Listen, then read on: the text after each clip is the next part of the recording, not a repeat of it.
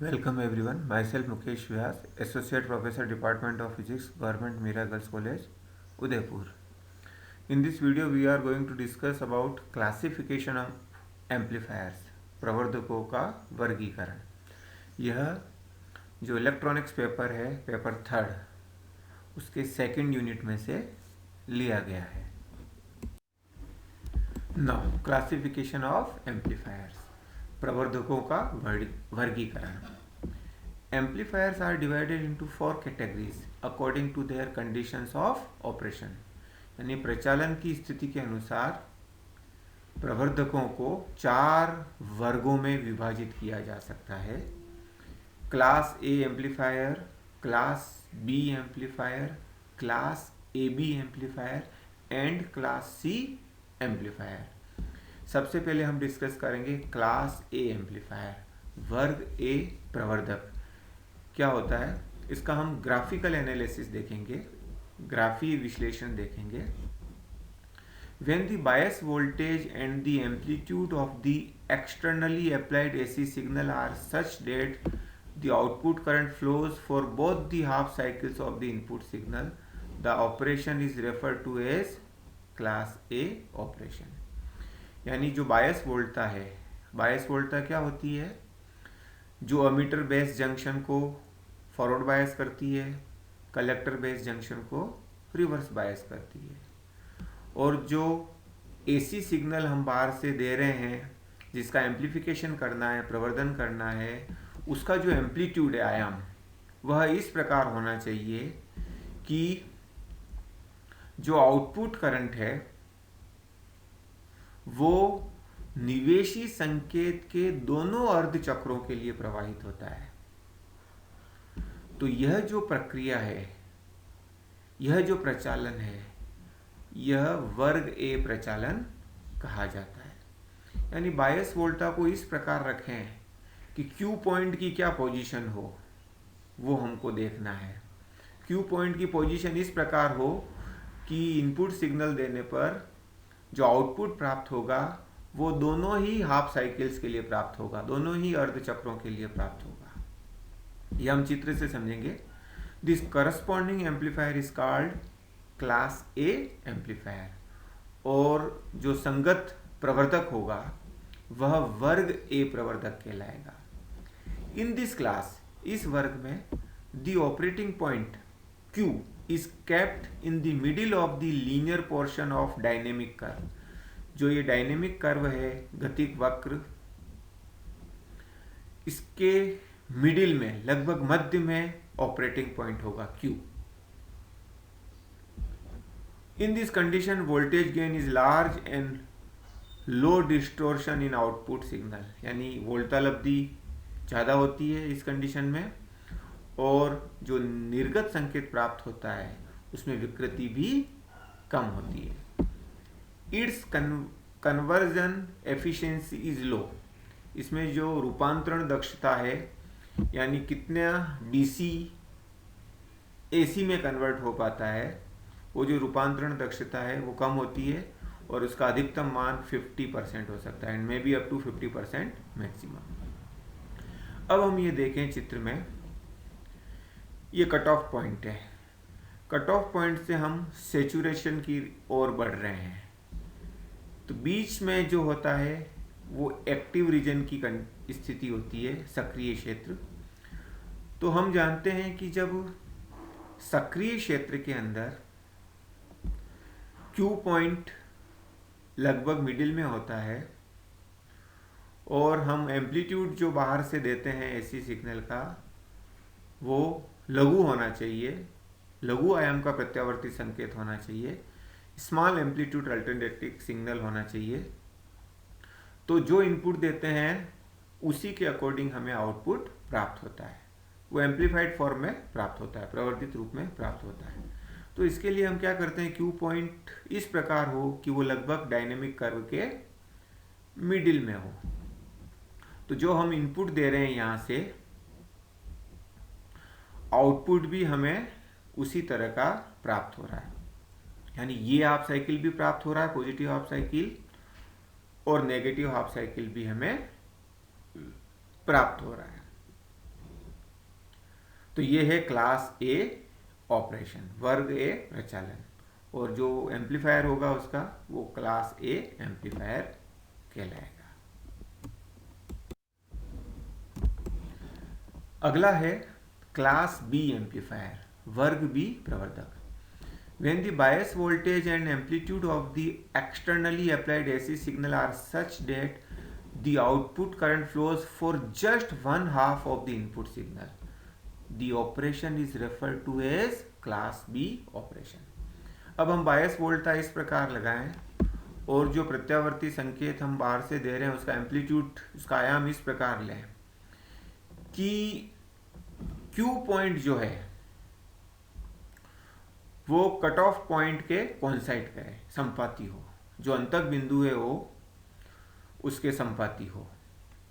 तो इस स्थिति में जब हम इनपुट सिग्नल देंगे और आउटपुट सिग्नल प्राप्त करेंगे तो आउटपुट सिग्नल में केवल हाफ साइकिल्स ही प्राप्त होंगे,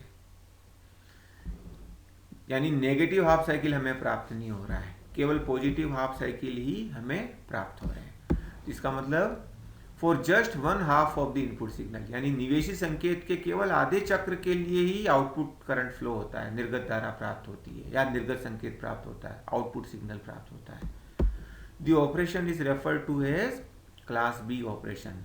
तो यह जो ऑपरेशन है, ये जो प्रचालन है, वर्ग बी प्रचालन कहलाता है। The corresponding amplifier is called class B amplifier, और जो संगत प्रवर्धक होगा वो वर्ग बी प्रवर्धक कहलाएगा।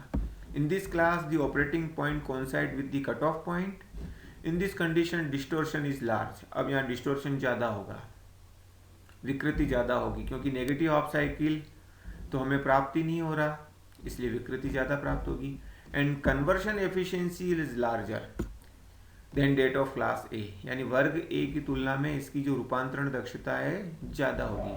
And may be maximum up to 78%, और इसका अधिकतम मान कितना हो सकता है, 78% तक हो सकता है। तो क्लास बी एम्पलीफायर में हमें केवल इनपुट सिग्नल का आधा चक्र ही आउटपुट में प्राप्त होता है, जो शेष जो आधा चक्र है, हाफ साइकिल है, वो हमें प्राप्त नहीं होता। तीसरा है क्लास ए बी एम्पलीफायर, वर्ग ए बी प्रवर्धक।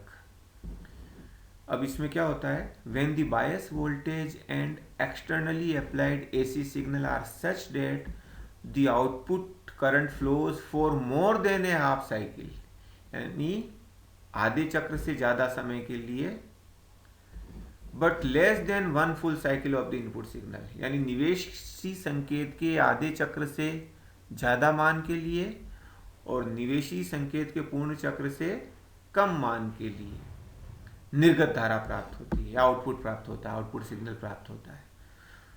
तो यह जो ऑपरेशन है, the operation is refer to as class A B operation. तो ये वर्ग ए बी प्रचालन कहलाता है। The corresponding amplifier is called class A B amplifier, और संगत प्रवर्धक क्या कहलाता है, वर्ग ए बी प्रवर्धक।